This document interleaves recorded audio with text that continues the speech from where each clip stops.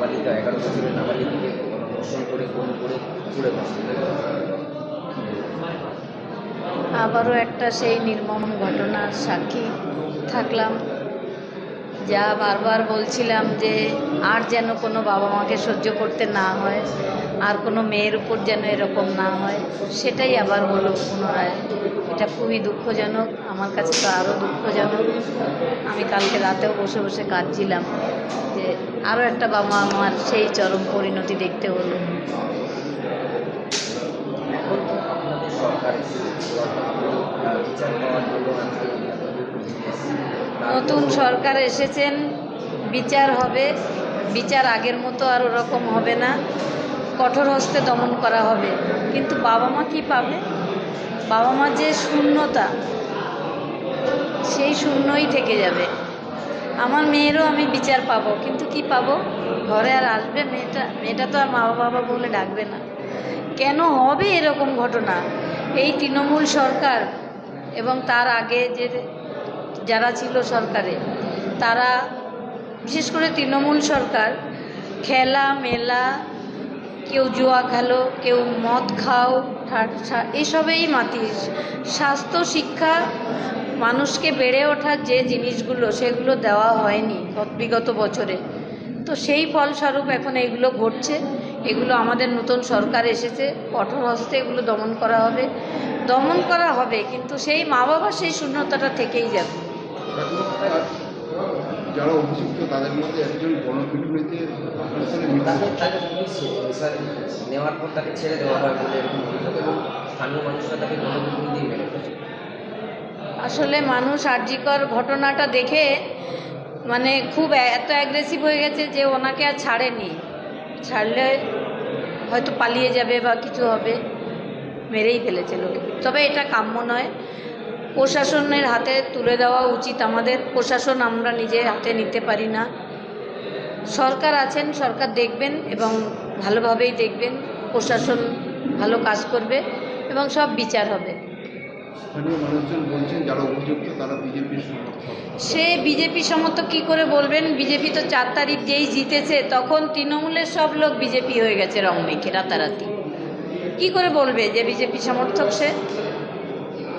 হঠাৎ করে আমার পাশে যদি দেখেন আপনারা, এখন তৃণমূল দাঁড়িয়ে আছে, আমি বুঝতে পারি না, কিন্তু ওরা তৃণমূল করতো আগে, এখন তারা বিজেপি করছে। এই যে এখন কতগুলো প্রোগ্রাম ছিল, আজকে ডক্টর শ্যামাপ্রসাদ মুখার্জির জন্মদিন, তাকে স্মরণ করে আমরা তার যে বাংলার প্রতি যে ভালোবাসা, তাকে আমরা সম্মান জানালাম, তাকে শ্রদ্ধা জানালাম।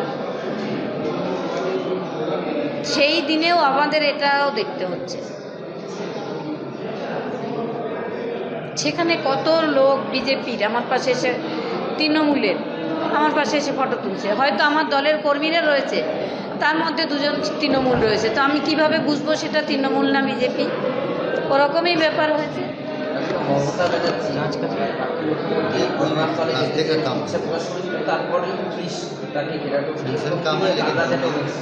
ঠিক করেছে, ওনাকে যেতে না দিয়ে ঠিক কাজ করেছে পুলিশ। উনি গেলে কি করতেন? উনি গেলে হয়তো অপরাধীর হাতে কিছু টাকা ধরিয়ে দিতেন, বাবা মার হাতে কিছু টাকা ধরিয়ে দিতেন, অপরাধীদের সরিয়ে দিতেন।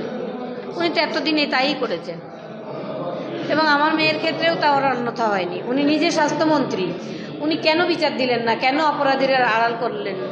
জনগণের কোটি কোটি ট্যাক্সের টাকা কার জন্য খরচা করলেন? শুধু একজন সিভিক ভলেন্টিয়ারকে বাঁচানোর জন্য? এটা কেউ বিশ্বাস করে না। অবশ্যই শাস্তি হবে। সরকার কঠোর হস্তে এসব দমন করবেন, এবং নারীদের জন্য সরকার অনেকগুলো প্রকল্প এনেছেন, সেগুলো হবে। কিন্তু মানুষকেও মানে কি বলবো, আর ছেলেরা মেয়েরা বাচ্চাদের ছোটবেলা থেকে একটু শেখানোর প্রয়োজন রয়েছে পরিবারের। এই ধরনের ঘটনা কি আর আগামী দিনে কাম্য? কোনো দিনও কাম্য না। এটাও কাম্য ছিল না, কিন্তু হয়েছে।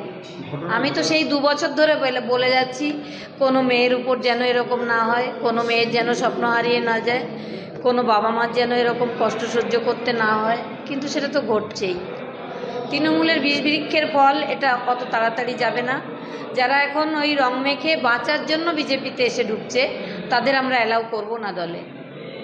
গতকালই মুখ্যমন্ত্রী একদম সরাসরি বলেছেন যারা অভিযুক্ত তাদের বিরুদ্ধে কঠোর ব্যবস্থা হবে। হ্যাঁ, সেখানেও কঠোর হস্তে দমন হবে এবং বিধানসভায় দাঁড়িয়ে আমাদের মুখ্যমন্ত্রী একদম বলেছেন, মানে আপনারাও শুনেছেন, যে অভয়ার বিচার দেওয়ার জন্য জনগণ আমাদের ক্ষমতায় এনেছে, তার বিচার আমরা দেব। আগের সরকার তো অপরাজিতা বিল একটা পাস করানো, ওই বিলে কিচ্ছু ছিল না, ওই বিলটা ভোগাস। ওই বিলটা যারা অপরাধ করবে তাদের জন্য আইন আনা হয়েছে, কিন্তু যারা তথ্য প্রমাণ লোপাট করবে তাদের বিরুদ্ধে কি ছিল? কিচ্ছু ছিল না ওই ভোগাসে। তার থেকে ভালো বিল কেন্দ্রীয় সরকারের, আমাদের মোদিজির সরকারের আছে। তাই ওই অপরাজিতা বিলকে আমিও সমর্থন করিনি তখন।